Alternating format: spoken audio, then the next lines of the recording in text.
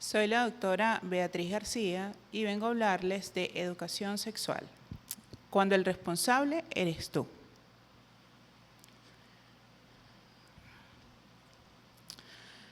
Para definir la educación sexual tenemos varios lineamientos.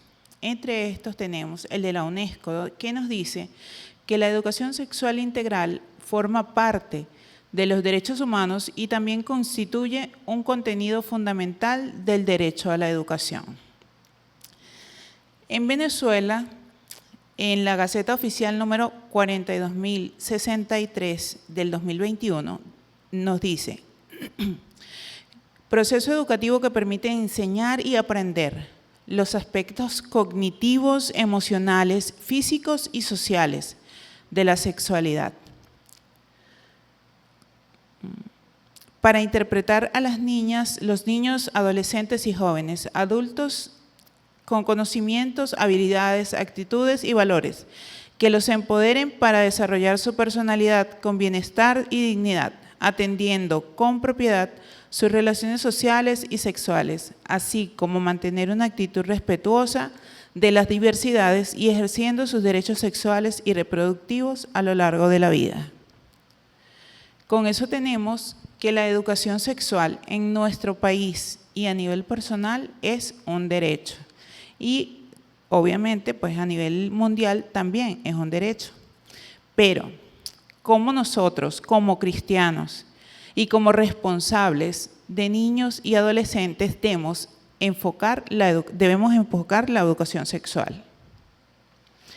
Debemos enfocarla de tres maneras básicas: según el grupo con el que trabajo, según las edades y según lo que quiero transmitirles. Según el grupo con el que trabajo, ¿por qué? Porque no es igual que tengamos un grupo de conquistadores, que son niños de entre 10 y 14 años o 15 años, o que tengamos un grupo de guías mayores, que son mayores de 15, 16 años. Entonces, nuestro enfoque tiene que ser diferente porque obviamente la manera como viven, de alguna forma las libertades que tienen y la información que manejan es diferente.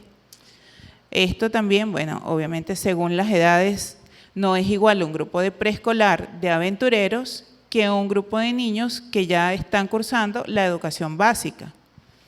Y según lo que quiero transmitirles es que en realidad es lo que yo quiero con este grupo, que ellos vean la sexualidad desde el punto de vista de la iglesia, desde el punto de vista de lo que bíblicamente debemos hacer, o sencillamente queremos darles un punto de vista donde ellos puedan solamente cuidarse de determinadas situaciones y darle rienda suelta a lo que pudieran o no querer según sus deseos.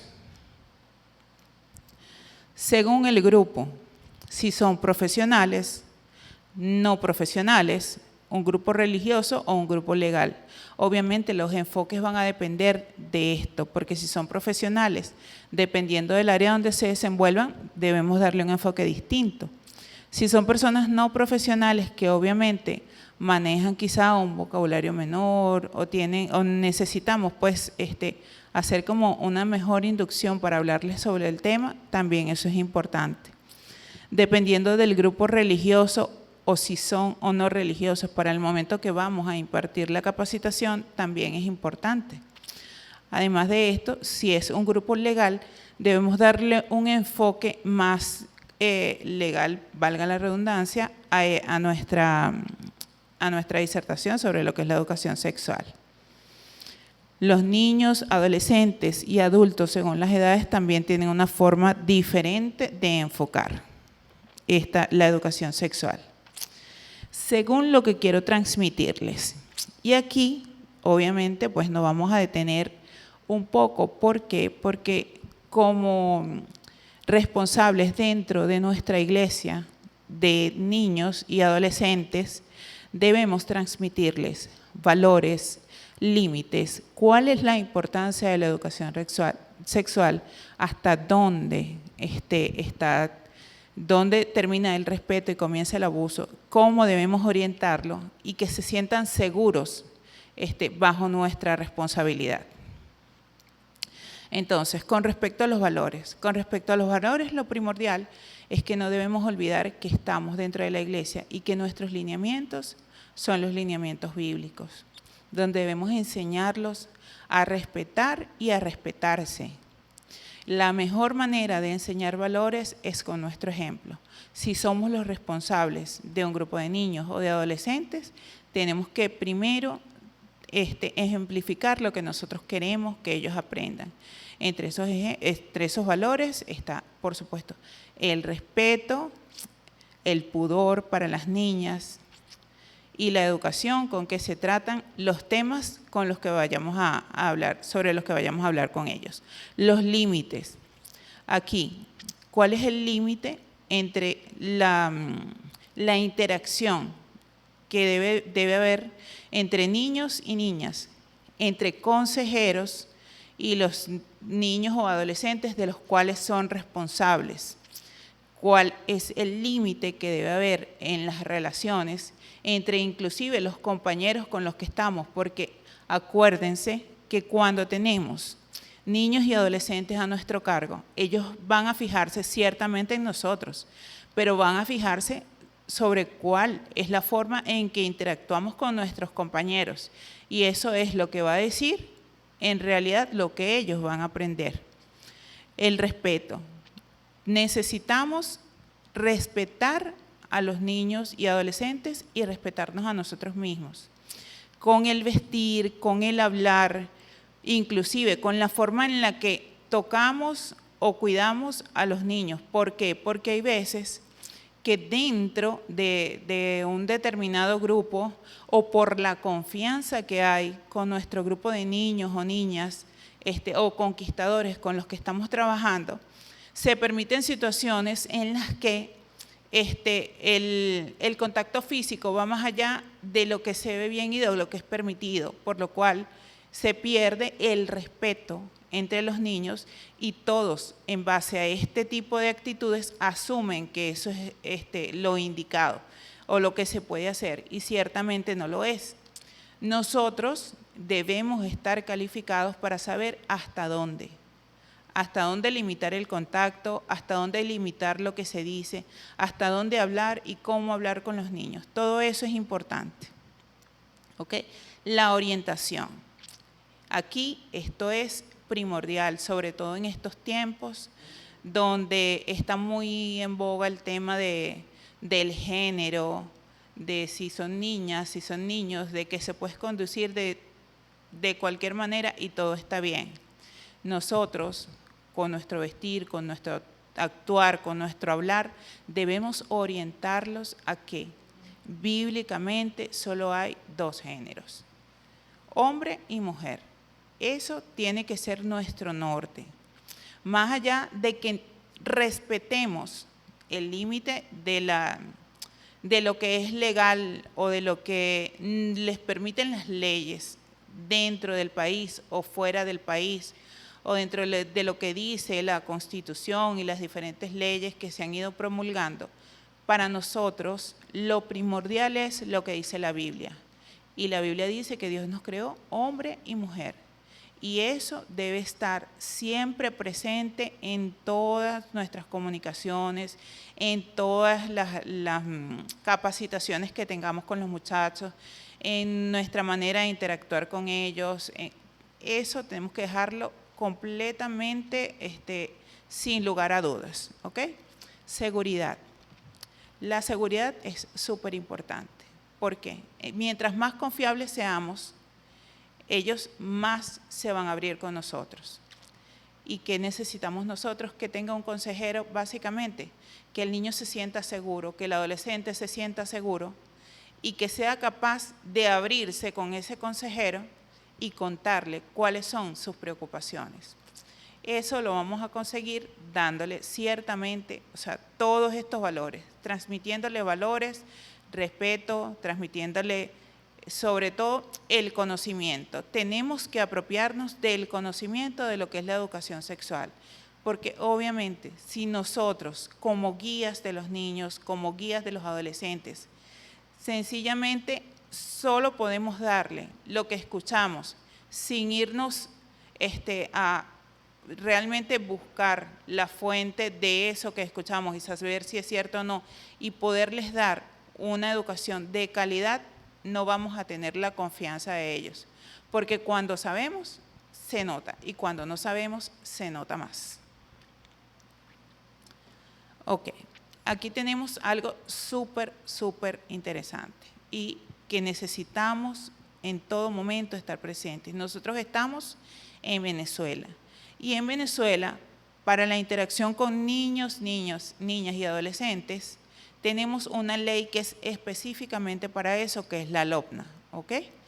Y la LOPNA dice en su artículo 50, con respecto a la educación sexual: salud sexual y reproductiva.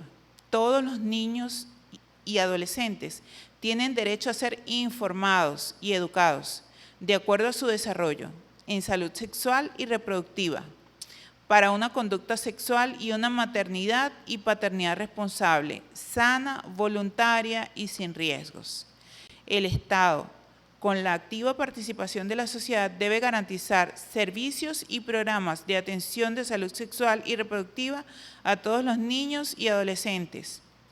Estos servicios y programas deben ser accesibles económicamente, confidenciales, resguardar el derecho a la salud privada de los niños y adolescentes, respetar su libre consentimiento basado en una información oportuna y veraz. Los adolescentes mayores de 14 años tienen derecho a solicitar por sí mismos y recibir servicios. Esto nos quiere decir a nosotros que, primero, esta es la información que reciben en todos los colegios.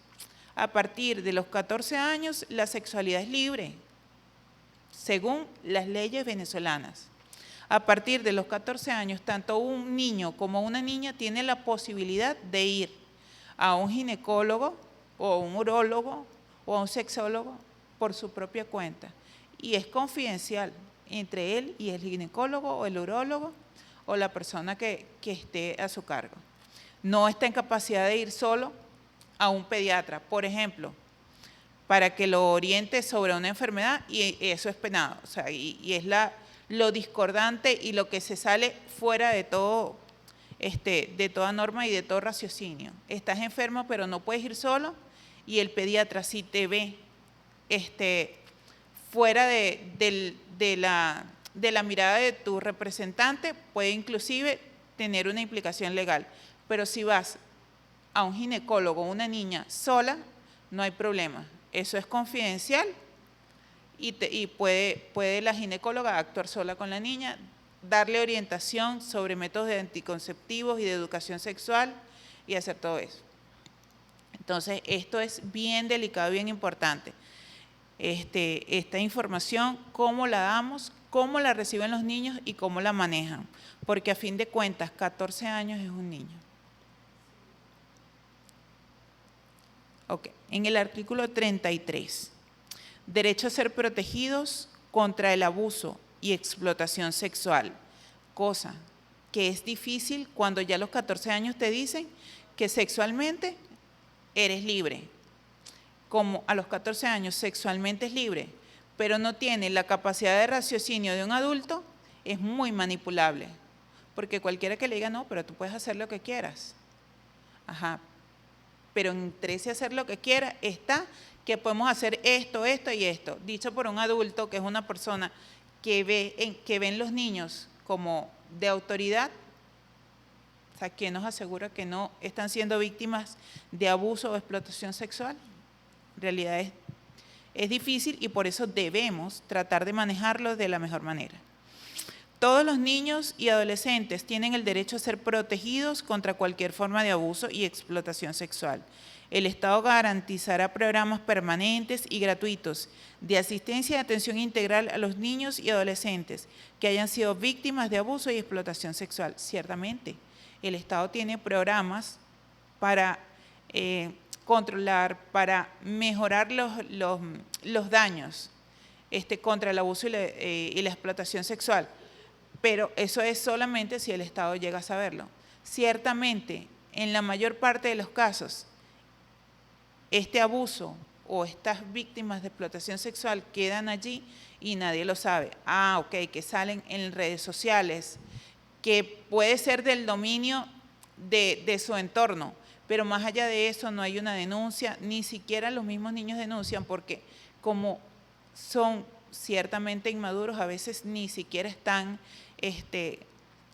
capacitados y no tienen el empuje para hacer una denuncia, aunque inclusive ellos mismos se sientan vulnerados en sus derechos.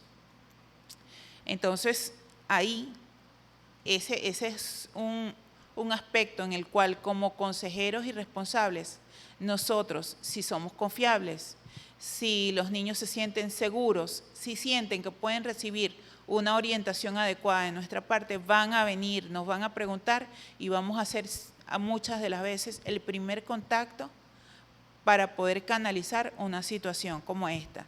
Entonces, debemos saber reconocer como responsables lo que es y debemos tratar de instruirnos para saber cómo manejarlas en caso de que podamos tener contacto con eso, que es mucho más común de lo que cualquiera de nosotros pensamos. Con respecto a los servicios forenses, el artículo 34 nos dice: el Estado debe asegurar servicios forenses con personal especialmente capacitado para atender niños y adolescentes, principalmente para los casos de abuso y explotación sexual.